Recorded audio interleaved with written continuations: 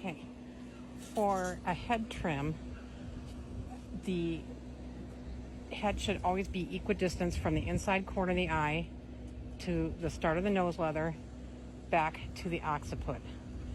So on most dogs, if they're equal, I want a line to start right here from the inside corner of the eye. So a lot of times I'll take like my scissors and come straight down and then see where I want to trim that underline. And for the under part, I take my straight scissors and go back. And I'll use a little slicker.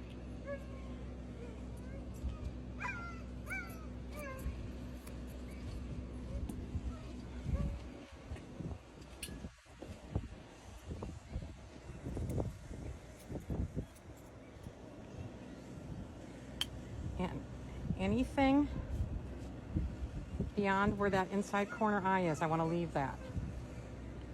It will make that head look very light. And this one actually does have a very light head, so she'll be a good one. If I have a dog with a short head, I'll take this back further.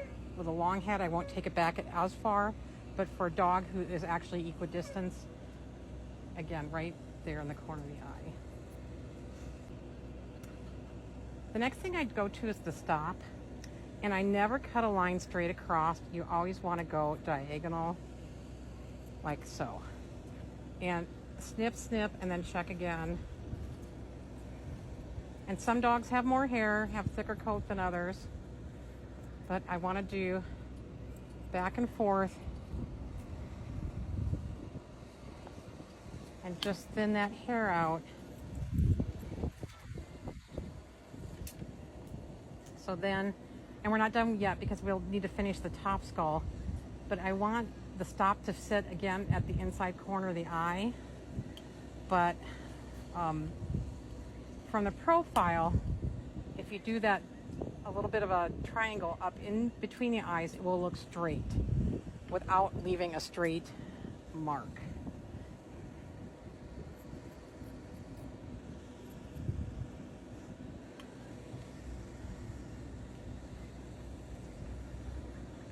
Now, some people like to pull all the hair up and cut it off the same height. I don't like to do that. I like the hair to keep its original length and then lay down flat. But I do need to take some out of her top skull. You can see where it's from here to here and here to here, where there's a extra hair there. So I just take my thinners and this is where most people get this wrong. Put it all the way down to the skull. You can tell that I'm hitting her head. Don't cut just the tops off. Go ahead and put it all the way down, thin, thin. And then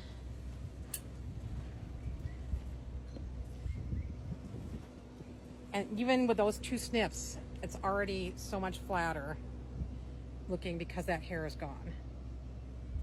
So I have a little bit bulging right here yet. And again, the trimmer's all the way to the skull.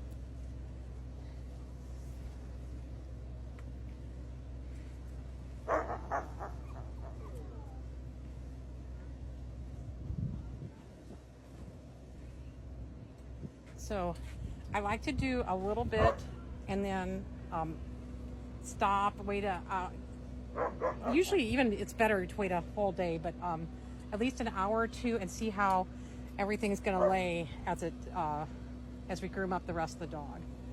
So the next thing I'm going to do is the sides, and I want to go from where we made that cut to the inside corner of the ear, and we are going to make a line here, and we won't cut any hair off behind that line.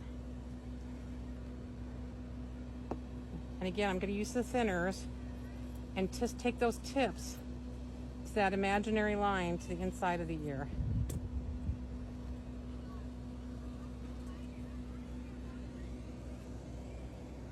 And again, where we went to the corner of the eye and then up to the corner of the ear.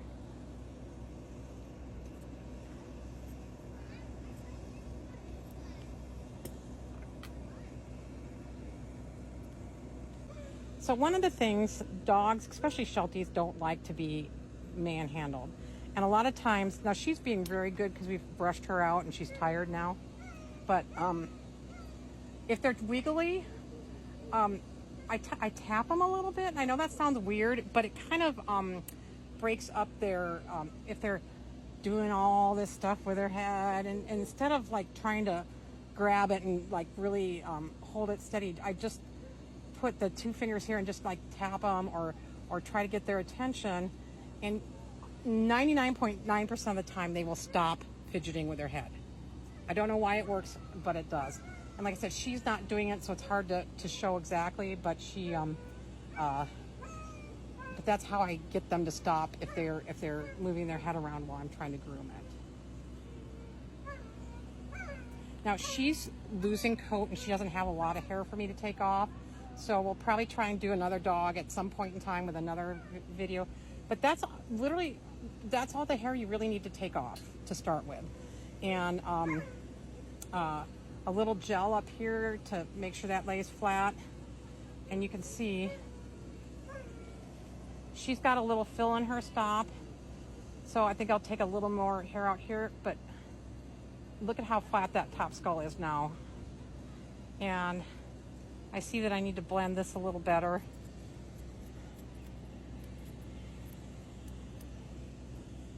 And the side a little better.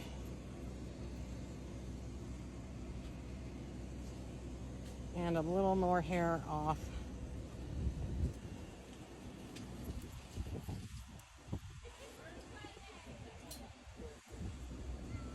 Now, I've only personally known 5 Shelties that have a truly round muzzle. Very, very few dogs have a truly round muzzle. So what most dogs have is flat here and then a kind of some edges and then down. She actually, for her age and sex, has a pretty decent amount of muzzle for her back skull. It fits.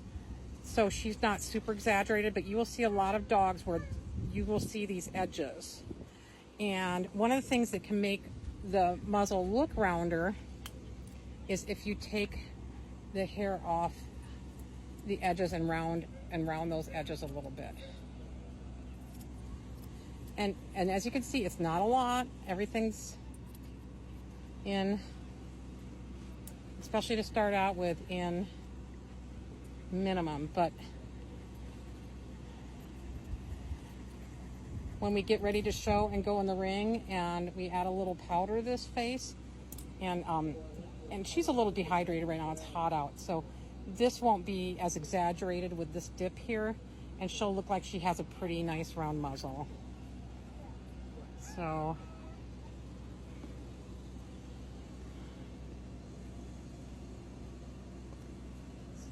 and she, fortunately, she has a pretty flat top skull to start with, so it's not hard to make it look flat.